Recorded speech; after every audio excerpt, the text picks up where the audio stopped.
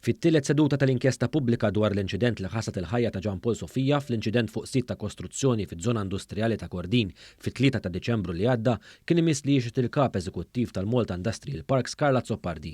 E kif għad Zoppardi kien parti mill-working group biex ġiet iffurmata l-Awtorità l-Bini u l-Kostruzzjoni, il-BCA, u ġie mistoqsi fost oħrajn dwar il-finanzjament ta' din l-istess entità tal-Gvern.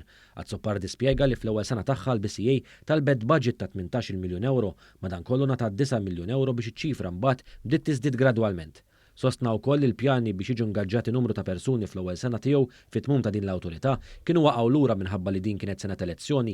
Fil-fatt spjega li fl-ewwel u l-unika sena tiegħu fit-tmum tal-BCA ġew ingaġġati 45 impjegat, minnhom bejn 9 u 11 persuna kienu inspectors.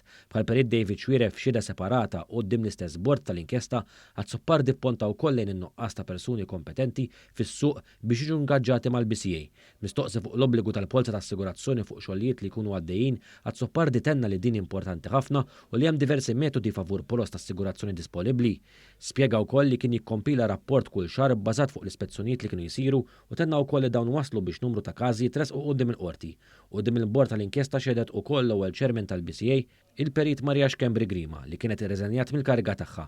Hija sostniet li reżenjat minħabba spin f'ċertu sezzjoni tal-medja u ma rriditx l-awtorità ssofri minħabba żbalji li ma kinux tagħha.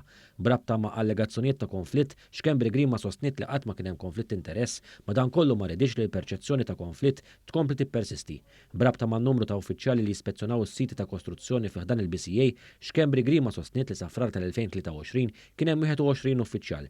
Xed ukoll Sejver Camilleri li hu chairperson kurrenti tal-BCA u sostna fost oħrajn li l-bord tal-BCA qed jirfina l-istandards tal-liċenzja tal-kontratturi li l-awtorità kienet ħarġet fil-waqt li għaddejja b'numru ta' konsultazzjonijiet.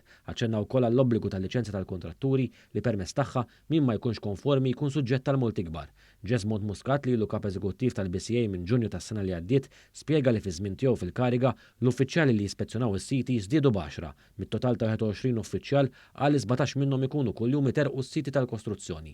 Spjega wkoll li taħt it-tmexxija tiegħu inħarġu total ta' 68 ċitazzjoni iżda ma setax jikkwantifikhom f'ammont ta' flus.